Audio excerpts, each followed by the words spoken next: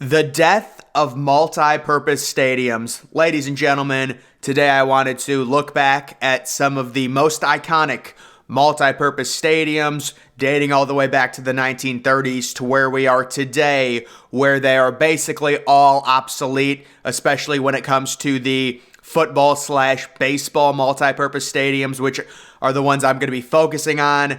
Obviously, nowadays we have hockey and basketball, but that's really not the same. Let's be honest. It's basically the same size court as the rink is. These are more so baseball, football, and we've really only got the Oakland Coliseum or the Ring Central Coliseum as it's known today, which technically at this point isn't even a multi-purpose because the Raiders have moved away. But let's go all the way back to the 1930s, and I would consider this one of the original, just the way it's designed, the way it was built, one of the original multi-purpose stadiums, Cleveland Municipal Stadium. And the fact I always tell people on this, it hosted, in terms of attendance, the biggest All-Star game.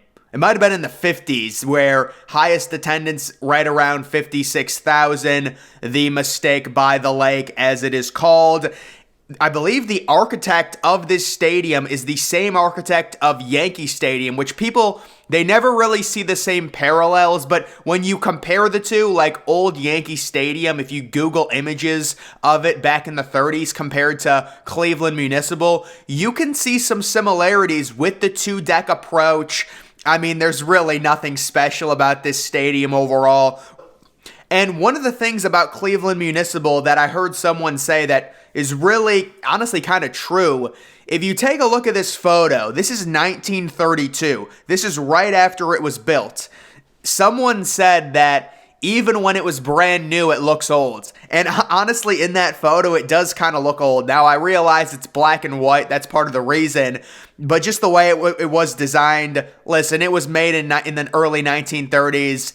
It survived until 93. They got a really good run with it, and its location is right on top of First Energy Stadium. So they knocked it down, the Browns moved back, they built First Energy Stadium in 1998, and the rest is history. So Cleveland Municipal Stadium, one of the early multi-purpose stadiums. Of course, you're going to get a massive empty seats. If you're talking about a seating capacity of 56K, that's one of the big kind of flaws of the multi-purpose stadium. What do you do with all the empty seats during the MLB games? Do you tarp them off? Do you not tarp them? The Cleveland Indians decided to never tarp off any portions of the upper deck. They just kept the seats as empty.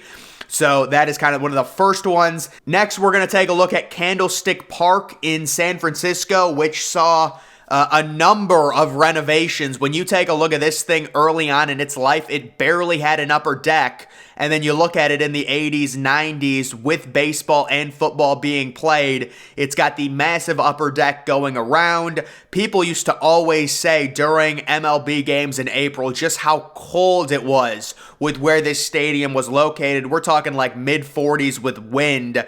And I think Candlestick Park is like one of the best names you can name a stadium. It's just such a great name. Candlestick. It's a shame, they go to, Levy Stadium now for San Francisco. But I will say, when it comes to Candlestick, late in its life, you want to talk about an identity. The identity of Candlestick Park with those defensive-minded San Francisco Giants, Jim Harbaugh coach teams with Dante Whitner, Navarro Bowman, Patrick Willis, it fit it to a T. So that's what I really liked about Candlestick.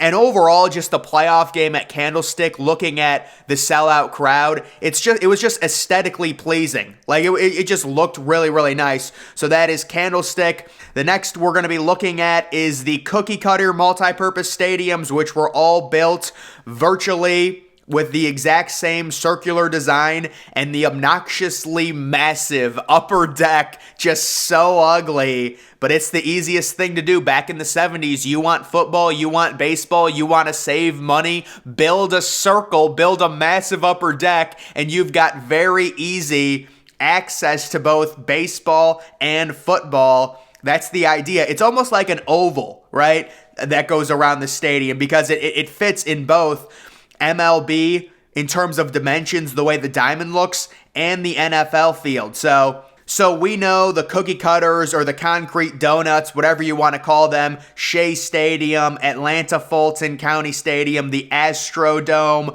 Busch was probably the best one, the Coliseum, Riverfront. Personally, everyone has their favorite, everyone has their least favorite. I think Riverfront was a complete eyesore. And Riverfront, because they built Great American Ballpark so close to Riverfront, they had to knock down half of the Riverfront upper deck in the outfield just to fit Great American Ballpark in. So the last season, they knocked down the outfield upper deck. Not that it matters. I mean, it's just a mass of seating that no one was going to use anyways. That's the fatal flaw of multi-purpose stadiums, the amount of seating during the MLB games that don't get used. It's just so ugly.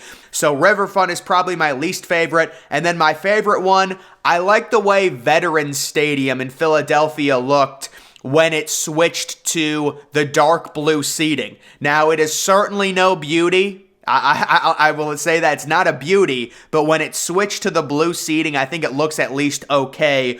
Overall, one of the interesting factoids about the age of the cookie cutters, none of the seating was ever tarped off, at least that I could tell, in the upper deck. And it did have seating go all the way around, including upper deck outfield seating that went around. You will never, ever see that today's day in terms of the MLB outside of Mount Davis, which is always tarped off. So the cookie cutters, they all go up. How about Mile High Stadium in Denver, which was used when the Rockies came to Colorado in the 90s, and it set back-to-back attendance records for MLB. They averaged 56,000 overall, and the way the stadium worked, it actually had like a pivot to it, so the outfield seats just pushed back. And that was kind of the technology behind it overall when looking at the football versus baseball. 56,000 people per game for baseball. Yeah, I mean, it was just, they moved there. It was the perfect storm. It was a massive stadium, a 3-deck approach, 3 decks in the outfield. You will never see that nowadays, ever. And they just kind of pushed. You can see kind of where they did it. They pushed the outfield seats back to create much of the outfield for it. How about the Metrodome, of course, in Minnesota? Probably the most bland NFL stadium you can find in the early 2000s when it was still used by the Vikings. I mean, the thing was just your typical 2 decks and nothing else. And it had one of those inflatable roofs. When it comes to the MLB transition, I think they did a pretty good job of it. What they did is they pushed the right field seats all the way back, and it basically created a wall. And then they brought a curtain down kind of in a weird format to make the upper deck seating seem a little bit unique. And also, if you look at center field, it's like, it's kind of weird how they did it. They would push some of the seats up, and then with each section, it's almost like dominoes. They would leave more seating open, leave more seating open, leave more seating open until all the sections were open.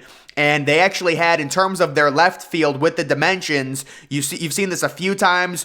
The most notably, I would say, is the LA Coliseum. They had to put a netting up, or a wall, a plexiglass wall up in left field because the dimensions were so short. And if you would have a short fence, it would just be too easy to hit a home run. It's like the idea of Fenway having a massive wall in left field. Obviously, it's going to be really short. It's got a massive wall. So they add like a fake wall with plexiglass, I think. I don't know if it was plexiglass. I do remember it was like glass or something, but that is the Metrodome. This is probably the most iconic one. I'm sure people are going to say the Coliseum because the Coliseum's been around for so long is the most iconic one. But just the seating of this, man. I mean, I don't know how many times I've looked at Sun Life Stadium. It still is technically in existence, but they did a huge renovation. It does not even look like the same stadium now. And they did a great job on that renovation, by the way. But Sun Life Stadium, just seeing rows and rows and sections of empty seats, that color, whatever you want to call it, fire orange, light orange, bright orange, highlighter orange of empty seats. It's like the most iconic image to me of the multi-purpose stadium. They actually did fill the upper deck during the World Series when they faced the Cleveland Indians in the 90s, and they beat the Indians. It was a huge upset late in the 90s, and they did sell out the upper deck, and that was kind of like, hey, at least the upper deck is finally being useful. I believe this is a stadium where, I'm just guessing on this, I don't know for sure. If you look at the outfield seating, there's two different lower sections, because obviously the upper deck is massive. The upper deck wasn't even open for most of their home games when the Florida Marlins played. The lower section, I believe the first section was unavailable to the general public because it was so close to where if you hit a home run, I mean, that's a fast line drive coming right at you. So I believe they were not permitted to sell those sections because it was too close. Maybe I'm wrong on that, but I have seen them do it, the same exact thing at the Alamo Dome. When the Alamo Dome becomes baseball, there's certain sections, because they're so close to the action in the outfield, that you cannot sell because you might get nailed by a line drive because it happens so fast. I am not kidding. This is like something that happens. So there's that one. And then, of course, we've got to end it off. Well, you know what? This is a fun little Easter egg. So a lot of people don't actually know this, but this is Turner Field. And Turner Field, I don't even know if you would classify it as a multi-purpose because they did eliminate a lot of the seating. But you can see this is the Olympics in 1996. If you actually look, you can see the backstop in the bottom right. It was built with the idea, it was built for the Olympics, but with the idea that it was going to become a baseball stadium. And they removed a lot of the seating, of course. They curved it in, but you can see the upper deck design is the exact same. That's the upper deck of Turner Field. So you could technically kind of call it a multi-purpose stadium. And now Turner Field actually hosts the Georgia State Panthers. So it's got that, although that's kind of crap. I mean, we've seen that a few times, the Rangers ballpark in Arlington. You know, people were wondering, Turner Field, it's kind of like, it's not an old park. Why would Atlanta move? The reason Atlanta moved was because Turner Field was really kind of not like a crap stadium, but it was built, you know, for the Olympics in part. So it's not going to have like 1000% perfect baseball amenities like Oriole Park at Camden Yards, like Progressive Field, like Coors Field, you know, the same type of ballparks that went up around the same time. Turner Field had a big disadvantage in the fact that they had to build it and tailor it kind of towards the Olympics before they could truly make it baseball. So that's part of the reason why Atlanta got a new stadium so quickly, even though Turner Field was kind of, what was it, like 20 years old before they left it in 2017. And then the final one, you got to end it off on the Coliseum, the Ringworm Stadium now, as they call it, which is still up, shockingly, because the Athletics, we don't know what they're going to do. Are they going to move? Are they going to get a new stadium? I'm guessing they end up moving, but of course the Coliseum with Mount Davis, that is probably the most recognizable multi-purpose stadium, especially for younger people this generation, because it is the last one remaining and it was used for so many years for both the Athletics and also for the Raiders. But guys, that's going to do it for this video. Make sure you're following me on Twitter. Link to that's always in the description. I'm, of course, the Depressed Ginger. Thank you for watching.